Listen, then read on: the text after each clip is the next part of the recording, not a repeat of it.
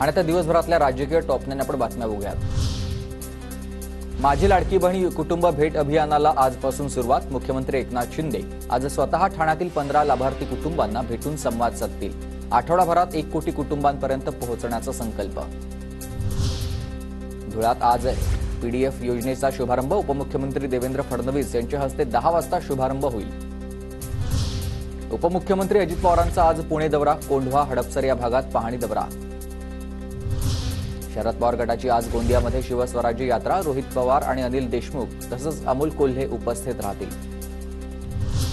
नांदेड लोकसभा पोटनिवडणुकीमध्ये वसंत चव्हाणांचे पुत्र रवींद्र चव्हाण यांना उमेदवारी देण्याची मागणी आहे। नांदेड जिल्हा काँग्रेस कमिटीत एकमतानं ठराव।